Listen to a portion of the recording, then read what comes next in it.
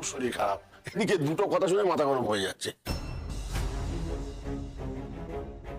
নমস্কার বন্ধুরা, আপনাদের সবাইকে স্বাগত আমাদের চ্যানেলে।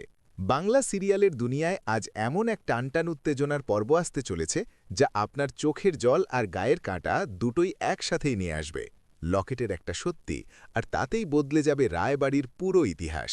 হ্যাঁ বন্ধুরা, অনিরুদ্ধ যখন লকেটের সত্যিটা জানতে পারবে, তখন বাণীর প্রতি সে আরও অনেক বেশি দুর্বল হয়ে পড়বে।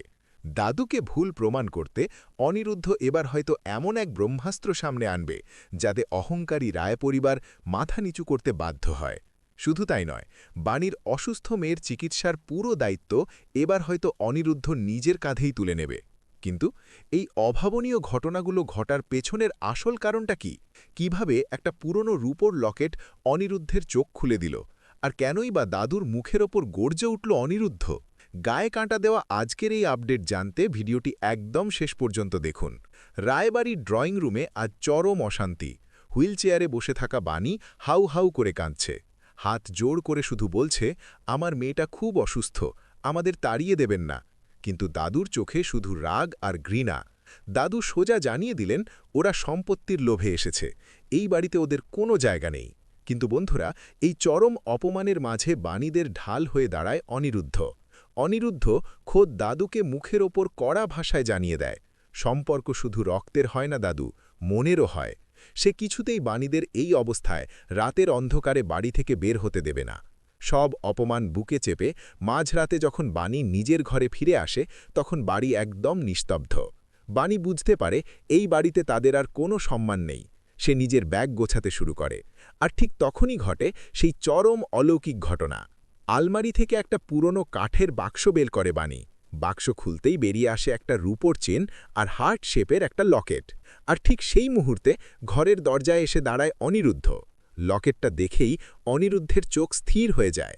বন্ধুরা, আপনাদের মনে আছে নিশ্চয়ই, ছোটবেলায় অনিরুদ্ধ যখন জলে ডুবে যাচ্ছিল, তখন কেউ একজন তাকে মৃত্যুর মুখ থেকে বাঁচিয়েছিল। আর সেই রক্ষাকারীর গলাতেই ছিল অবিকল এই লকেট। তাহলে কি বাণীর সাথেই জড়িয়ে আছে অনিরুদ্ধের অতীত? এই লকেটের সত্যিটা কি অনিরুদ্ধ সবার সামনে আনবে? রায় পরিবারের অহংকার কি এবার চূর্ণ হবে? উত্তরের অপেক্ষায় থাকতে হবে আগামী পর্বের জন্য। লকেটের সত্যিটা জানার পর অনিরুদ্ধের মনে বাণীর জন্য এক বিশাল জায়গা তৈরি হবে। বাণীর প্রতি সে আগের চেয়েও বেশি যত্নশীল ও দুর্বল হয়ে পড়বে। দাদুর অহংকার ভাঙতে এবং বাণীকে তার যোগ্য সম্মান ফিরিয়ে দিতে অনিরুদ্ধ এবার বড় কোনো পদক্ষেপ নিতে চলেছে। দাদু কি বাণীকে অপমান করে ঠিক কাজ করলেন, নাকি এর ফল তাকে ভুগতে হবে? অনিরুদ্ধ কি পারবে তার ছোটবেলার জীবনদাতাকে রায় পরিবারের সামনে প্রমাণ করতে? লকেটের সত্যিটা জানার পর দাদুর রিয়াকশন কি হবে বলে আপনারা মনে করেন? আপনাদের মতামত অবশ্যই নিচে কমেন্ট করে জানান। গল্পের এই অসাধারণ মোড় এরপর কোন দিকে যায় তা সবার আগে জানতে হলে এখনই আমাদের চ্যানেলটি সাবস্ক্রাইব করে বেল আইকনটি বাজিয়ে রাখুন। ভিডিওটি ভালো লাগলে একটা লাইক করতে ভুলবেন না।